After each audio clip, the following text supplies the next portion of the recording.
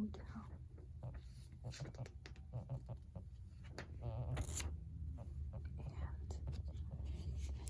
And a little lo-fi reading might be a nice video. So, chapter 1. If Kenneth Bartholomew Winterton had learned anything in his life, it was that there were things a man could live without, and there were things that were entirely essential. For instance, a certain routine had been necessary when he had been in active service to the crown. But upon leaving the Royal Navy, he'd learned the set schedule was not all that important. He could sleep late if he wanted to, or not sleep at all if he was of mind. It had become essential since returning to a gentleman's existence, however, to hone his manners in ways the military had not demanded of him, including hiding the fact that one of his favorite hobbies was sketching, a decidedly feminine talent, though he had to hide that when he had been in the king's service as well.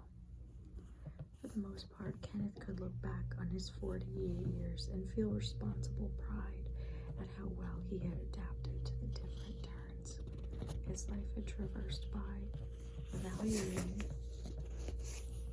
what to let fall by the wayside and what to apply his time and attention toward. Someone yelled from outside the carriage, and Kenneth came back to the starting point of his meandering thoughts, essentialism, and to the conversation that had put him in this carriage, on this road, at this inn, considering what aspects of his independent life he could let go of once they reached Wakefield, and which parts he would absolutely need to find a way to keep. I shall leave no mystery as to the reasons for my demands that you come to the estate, Kenneth, Uncle Lester, the 5th Earl of Brenston, had said at Christmas. It is time for you to join the society here and choose a wife from the local gentry to help establish her position.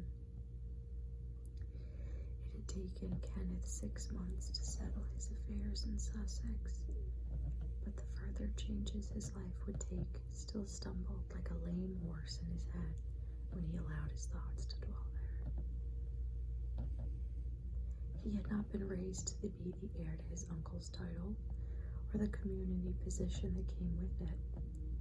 That had been the role of his cousin. But Edward had died unexpectedly 2 years ago without a legacy, and according to the laws of heraldry, Kenneth's circumstances had in that moment markedly changed.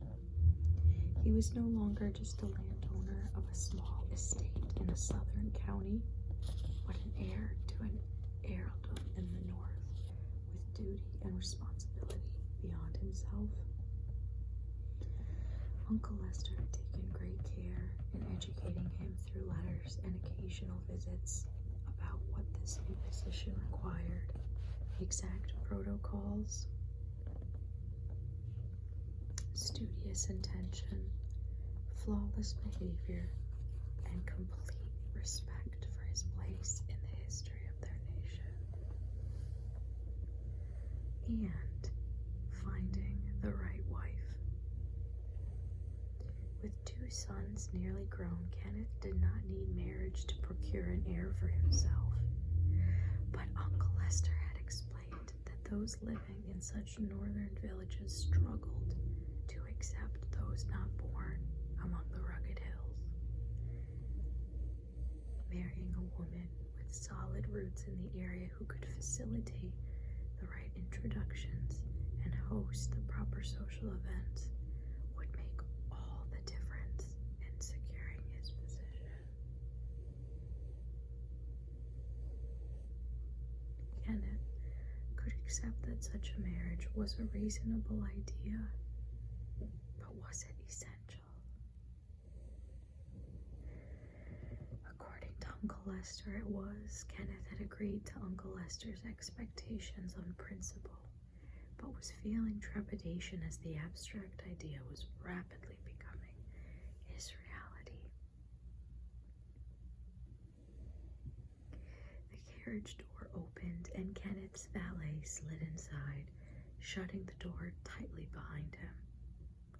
Malcolm was out of his coat by the time Kenneth finished pulling the curtains closed.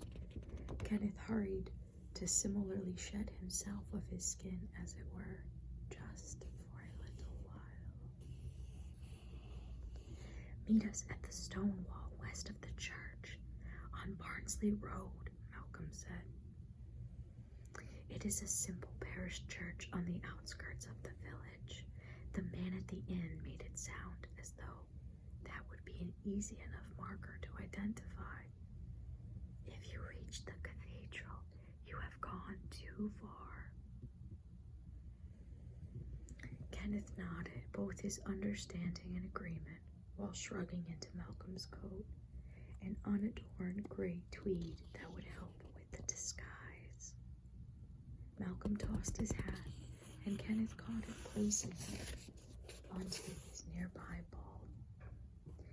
He kept his head shaved to spare him the stubble, as he had a nicely shaped head and wore hats as often as possible, though not this short.